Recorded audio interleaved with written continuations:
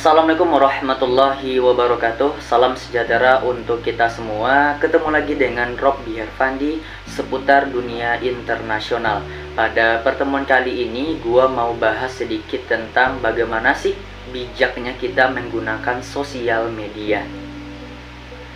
Ketergantungan kita kepada teknologi telah melonjak selama pandemi. Perusahaan analisis aplikasi menemukan bahwa orang-orang menghabiskan sekitar 4 jam 18 menit per hari di perangkat seluler pada bulan April 2020.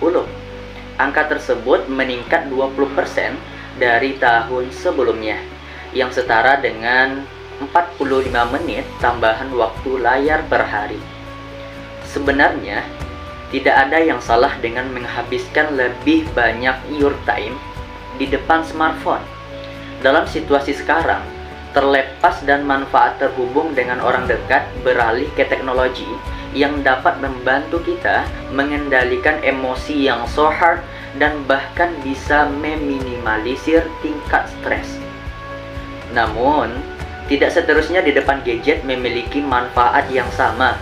Beberapa aktivitas online memang memiliki resiko menghabiskan waktu yang lama untuk menggulir media sosial secara pasif tentunya. Misalnya dikaitkan dengan perasaan iri dan kesepian yang lebih besar dan resiko depresi yang lebih tinggi dikarenakan kita melihat pencapaian orang lain. Lalu, apa yang harus kita lakukan di masa depan sehingga bisa berbaik dengan smartphone? Jawabannya ini bersifat relatif ya teman-teman semuanya. Tergantung bagaimana lo menggunakan smartphone dengan bijak. Mungkin lo orang yang terinspirasi dengan kehidupan orang lain. Namun, di sisi lain, ketika lo asik scrolling TikTok, Instagram, atau media sosial lainnya, sehingga lo bisa hilang arah dan merasa insecure dengan kehidupan orang lain. Kenapa gua kayak gini amat ya hidupnya? Jadi itu menimbulkan pertanyaan yang membuat kita insecure, merasa Tuhan itu nggak adil. Dan karena kan kita yang salah itu sih sebenarnya kita. Kenapa kita nggak mau mengambil peran di dalam sosial media? Kenapa kita nggak melakukan produktivitas di dalam kehidupan? Dan kita post gitu kan, sehingga orang-orang juga terinspirasi. Terlepas dari siapapun loh, gue yakin kita semua bisa mendapatkan manfaat dan pendekatan yang disengaja tentang bagaimana kita menghabiskan waktu di depan smartphone. Seharusnya kita berorientasi kepada keseimbangan. Ketahuilah bahwa apa yang terbaik untuk lo mungkin tidak cocok bagi orang lain. Oke, gue mau ngasih poin penting bagaimana lo bijak dalam kehidupan. Poin pertama, tingkatkan awareness, yaitu kesadaran lo. Memang sulit sih sebenarnya untuk mengubah perilaku apapun ketika kita tidak mengetahui dengan jelas seperti apa perilaku tersebut. Benar juga sih, kita ingin mengubah perilaku nih, tetapi perilaku yang diubah itu kita nggak tahu. Begitu kan konsepnya.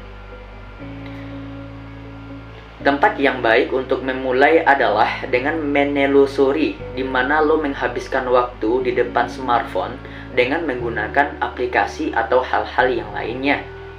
Observasi yang gue dapat bahwa kita cenderung meremehkan beberapa lama waktu yang kita habiskan untuk scrolling dan swipe.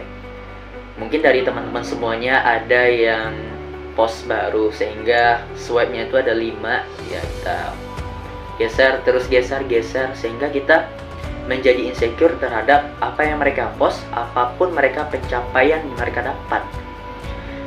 Jadi mari kita ambil peran juga sih di media sosial. Nomor 2, check your mood.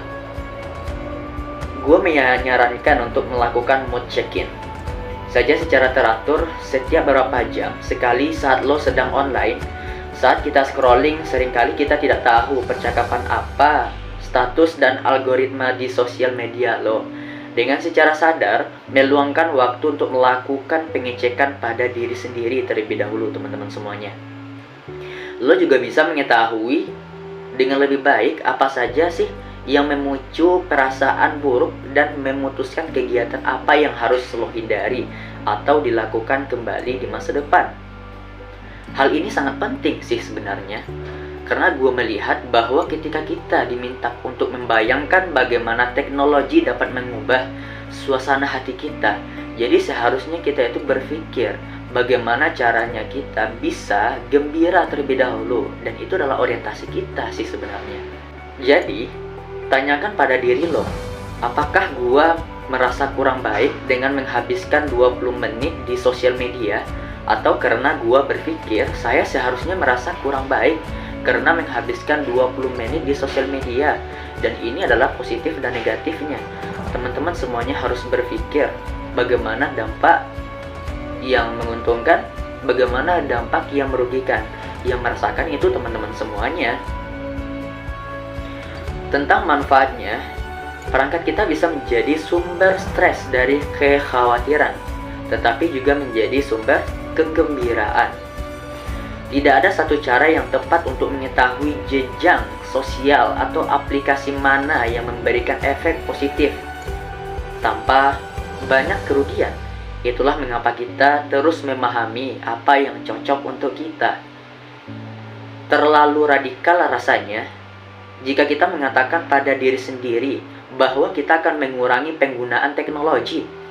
Hal-hal yang kita sukai dari perangkat kita adalah penting, entah itu bermain video game, mengkurasi papan gambar, atau bereksperimen dengan font lo. Harus membuat timeline kegiatan lo, aktivitas lo. Penting juga sih mengkomunikasikan, asalkan kebutuhan ini kepada orang-orang yang tinggal bersama lo untuk membuat semua yang menyeimbangkan waktunya di dunia maya maupun realita.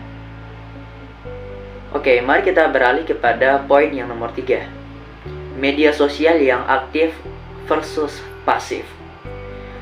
Waktu pasif yang dihabiskan di media sosial bisa berdampak buruk bagi kesehatan kita daripada penggunaan yang lebih aktif. Kenapa bisa terjadi? Semakin banyak waktu yang lo habiskan untuk menelusuri feed sosial media tanpa aktif berinteraksi, semakin besar kemungkinan lo mengalami depresi dan efek negatif lainnya karena membandingkan diri kita dengan orang lain. Sedangkan penggunaan aktif dapat berarti menulis komentar atau mengirim DM singkat tentunya. Tentu saja, ini tidak berarti lo harus menulis komentar di bawah setiap postingan baru yang lo lihat. Sebaliknya, lo yang harus perlu mengenali kapan lo merasa tidak komunikatif dan mungkin menemukan aktivitas berbasis layar yang berbeda untuk mengisi waktu tersebut. Sehingga gue menyarankan refresh pola pikir kita. Kata-kata yang lo gunakan untuk berbicara tentang diri sendiri dan kehidupan sangat penting. Mungkin frasa seperti detoksifikasi teknologi atau detoksifikasi digital telah menjadi cara untuk berbicara tentang meluangkan waktu dan teknologi. Namun pola pikir detoksifikasi yang lebih mencapai tujuan yang ekstrim dalam jangka yang pendek tidak memiliki nilai jangka panjang yang kita butuhkan untuk mempertahankan gaya hidup sehat di dunia yang terhubung secara digital. Tujuan kita seharusnya menemukan keseimbangan yang sesuai untuk kita dan mendukung kesehatan jangka panjang. Itu aja sih sebenarnya dalam penggunaan sosial media. Dan menurut gua, itulah bentuk dari kebijaksanaan yang bisa kita katakan kebijaksanaan dalam bersosial media. Mungkin hanya itu yang dapat gue sampaikan. Channel ini bukan memaksa lo untuk mengikuti setiap apa yang gue katakan, tetapi channel ini membuat Anda berpikir sebelum bertindak. Mungkin hanya itu. Sekian, terima kasih. Wassalamualaikum warahmatullahi wabarakatuh.